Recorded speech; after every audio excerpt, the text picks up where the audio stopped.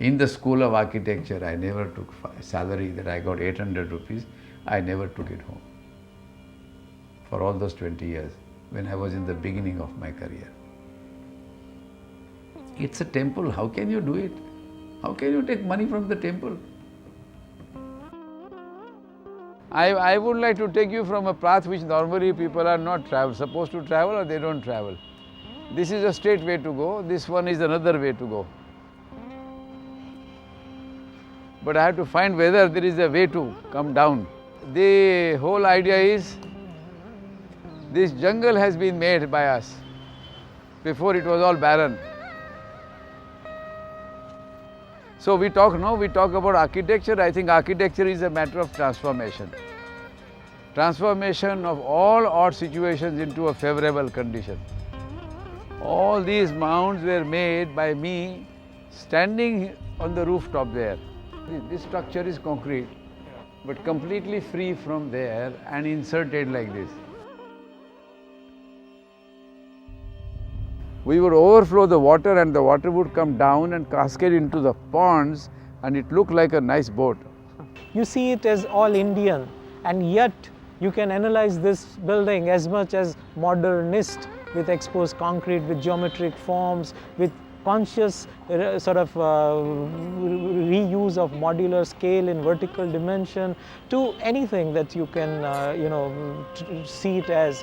But yet in a sense it's truly an Indian. So again, the kind of way it has been able to demonstrate this idea of contemporary with traditional, and without replicating the form or the diagram or the elements, purely in its spirit, the soul, that it does these both. So I think it's in that light I do find this project to be of great value.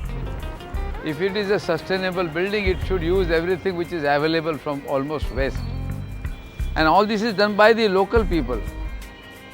This is all done. I told them, just do what you like. I gave them pieces, so they wanted, this is Amitabh Bachchan for them. I was thinking, why should an office be like an office? Why should I not only have an office only for myself but close at 5? Why can't it become a public space? So you're talking about public and private, form versus formlessness, growth and other things, and yet it has to be a studio. And then you talk about partly above, partly below ground. All this happened, and that happened because that building was there. I had made this building by chance, the extension. That building happened because I had to make this into non-agricultural land. And so I had to find something. Yeah. So the neighbor had only curved sheets. So I said, overnight, let me make the curved sheets and make a plan. So I made a plan and I made the roof and I got my stamp. But then I said, my God, how nice this is. So always there are clues.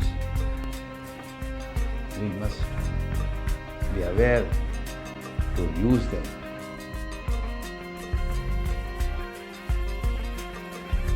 And he's so easy with the staff and other people. Even the ordinary person feels so comfortable with him. And then the whole concept of my life starts changing. That things happen, which I never used to believe. And now things are happening. She had that desire to discover something else. Actually, it is her aspect. That's what I was telling you yesterday. Everybody has their own life and their own destiny. What one is doing is that coincidence only makes a crack in that opening. And if they really go through that crack, their life is made in a different way, which they had not known. I spend all my time, even now and whatnot. I think actually credit goes to my wife mostly. But I tell you one thing, human being by nature is a compassionate, lovable animal, highly sophisticated.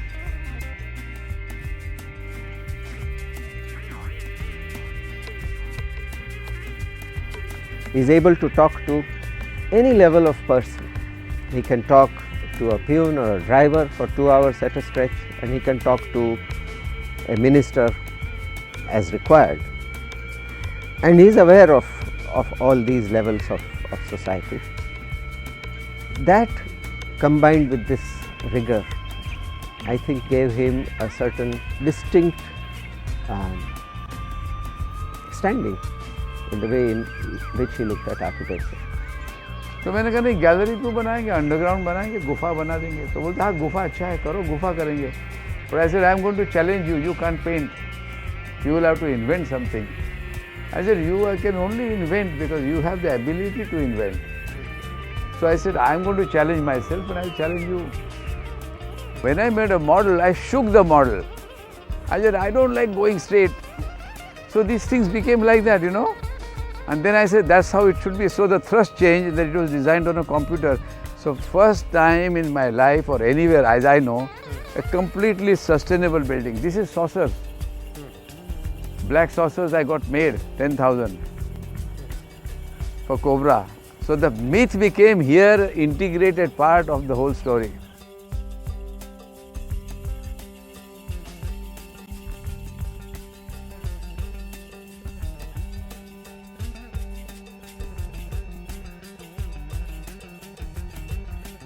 And he was constantly traveling, constantly sketching, looking at places in India and abroad.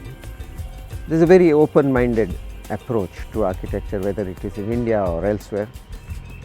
But whatever he was impressed and inspired by somehow remained as something in his memory, and which has affected a lot of the work later.